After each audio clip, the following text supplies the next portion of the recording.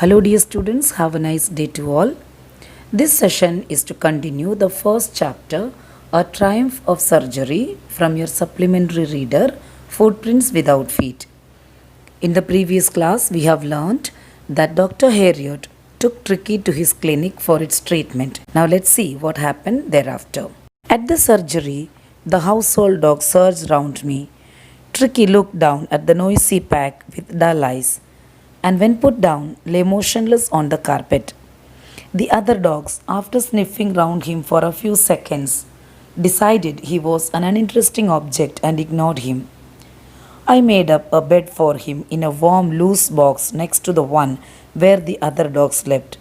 For 2 days, I kept an eye on him, giving him no food but plenty of water. At the end of the second day, he started to show some interest in his surroundings, and on the third, he began to whimper when he heard the dogs in the yard. When the narrator and Tricky reached the clinic, all the other dogs in the hospital gathered around the doctor. Tricky looked at the dogs with its dull eyes. When the doctor put him down on the carpet, he couldn't even move. The other dogs then sniffed him, and they thought that he was a very uninteresting object, and so they all ignored him and went away. The narrator made a bed for him in a box next to the place of other dogs slept, and for 2 days he kept an eye on him. He did not give him any food for 2 days, but he gave him plenty of water. At the end of the second day, the dog started showing some interest in the surroundings, and the third day he began to whimper when he heard the other dogs in the yard. Whimper means making sound. When I opened the door, Tricky trotted out and was immediately engulfed by Joe, the greyhound, and his friends. After rolling him over and thoroughly inspecting him, the dogs moved off down the garden. Tricky followed them, rolling slightly with his surplus fat. Later that day, I was present at feeding time. I watched while Tristan slopped the food into the bowls. There was the usual headlong rush, followed by the sounds of high speed eating. Every dog knew that if he fell behind the others, he was liable to have some competition for the last part of his meal. When the narrator opened the door, Tricky walked out, and he was immediately engulfed by Joe, the greyhound, and his friends. Greyhound is a type of dog. After rolling him over and inspecting him thoroughly, the dogs went out into the garden. Tricky also followed the dogs, rolling slightly with his surplus fat. When it was the dinner time, the doctor was also present there. He was watching all the dogs when Tristan, one of the staffs in the clinic, spread food into the bowls. All the dogs were eating their food with great speed because they knew that if they didn't finish quickly, then the other dog, after finishing his meal, would come to eat the meal of others. When they had finished, Tricky took a walk round the shining bowls, licking casually inside one or two of them. Next day, an extra bowl was put out for him, and I was pleased to see him jostling his way towards it. From then on, his progress was rapid. He had no medicinal treatment of any kind, but all day he ran about with the dogs, joining in their friendly scrimmages. He discovered the joys of being bowled over, tramped on, and squashed every few minutes. He became an accepted member of the gang, an unlikely, silky little object among the shaggy crew, fighting like a tiger for his share at the meal times and hunting rats in the old hen house at night. He had never had such a time in his life. When all the dogs finished eating their food, Tricky went around looking at the shining balls, and he also started licking a few balls. So the very next day, an extra bowl was put for Tricky also, and the narrator was happy to see him pushing others and running towards his ball. From then, Tricky's health began to improve rapidly. He really started getting better. The doctor did not give him any kind of medicines, and Tricky started playing with the other dogs the whole day. They all used to run together and play with each other, bump into each other, walk over each other, and squashed each other. All other dogs accepted him as a member of their gang. He was really looking very different from others, as he was very well taken care of by his owner. He also learned to fight for his meals with his fellow dogs, who were much larger in size than him. At night, he would also hunt rats in the hen house. He was really enjoying all these activities with other dogs because he had never had such thrilling activities in his life before.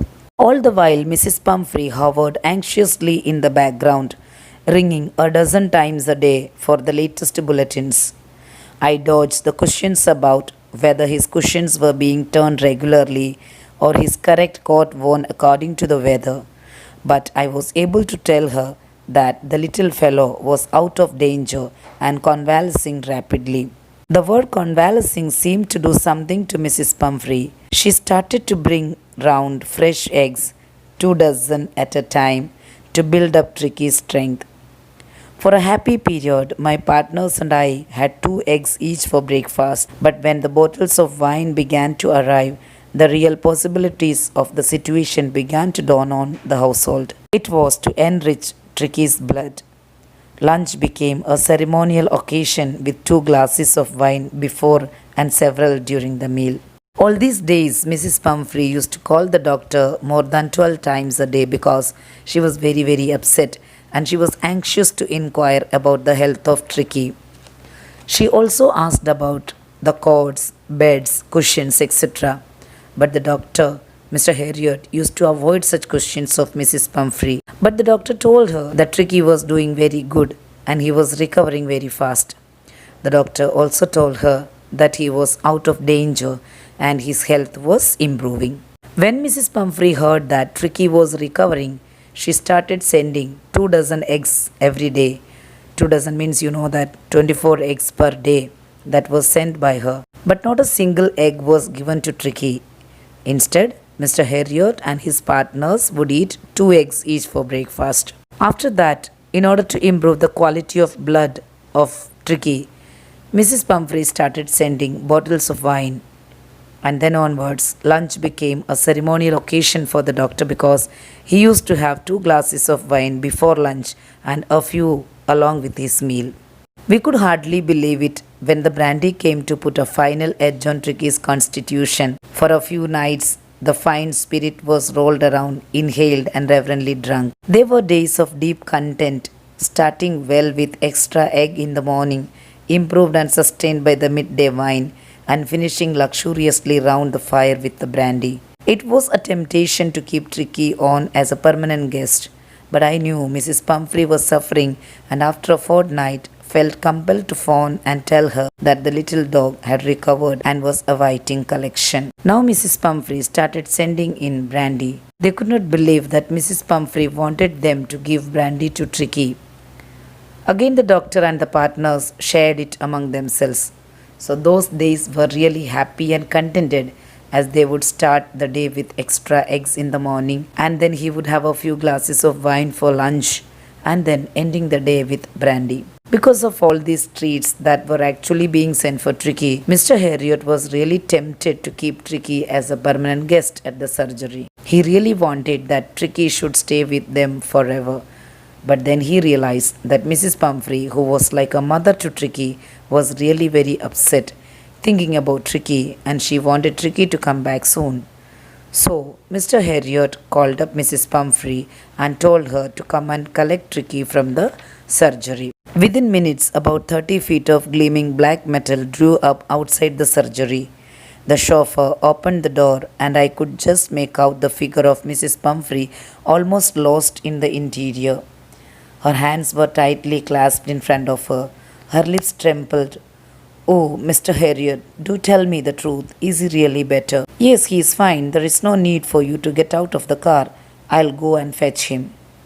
I walked through the house into the garden. A mass of dogs was hurtling round and round the lawn, and in their midst, ears flapping, tail waving, was the little golden figure of Tricky. In 2 weeks he had been transformed into a lithe, hard-muscled animal. He was keeping up well with the pack, stretching out in great bounds, his chest almost brushing the ground. After Mr. Harriot called up Mrs. Pumphrey, within a few minutes, a long black car came outside the surgery and the chauffeur opened the door of the car. Chauffeur means a private driver. Mrs. Pumphrey was sitting inside the car. She was really nervous as well as excited. With a feeling of nervousness in her voice, she asked the doctor whether Tricky was really better. To this question of Mrs. Pumphrey, doctor replied her positively, and then he told her to sit inside the car itself, and he said that he would go and bring Tricky. When the doctor went to the garden behind the house, he saw all the dogs moving around in the garden, and Tricky was sitting between them. Within 2 weeks, Tricky had recovered wonderfully. He was looking much healthier and he was playing with the other dogs, and his chest was touching the ground. He had become a good muscular dog within 2 weeks. I carried him back along the passage to the front of the house.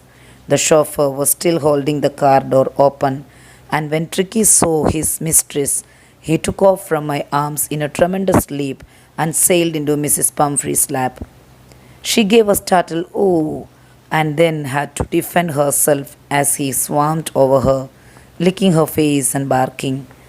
During the excitement, I helped the chauffeur to bring out the beds, toys, cushions, cords, and balls, none of which had been used. As the car moved away, Mrs. Pumphrey leaned out of the window. Tears shone in her eyes. Her lips trembled. "Oh, Mr. Harriot," she cried, "how can I ever thank you? This is a triumph of surgery."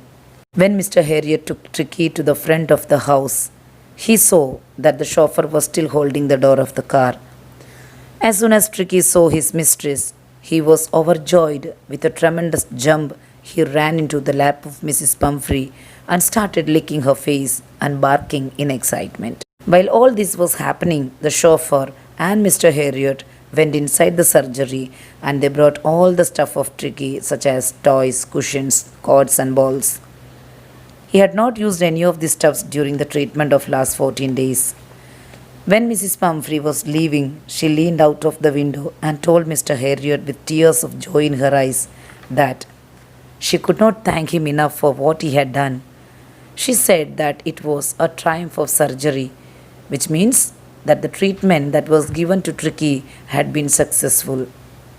Thus, from this story, we can learn that excess of anything is not good. The story is also a satire on the rich class of the society, and it tells us about their overindulgence and misuse of money. Hope that the story is clear to all of you. Please read the lesson from your textbook again. Until we meet again with another lesson, take care. Bye bye.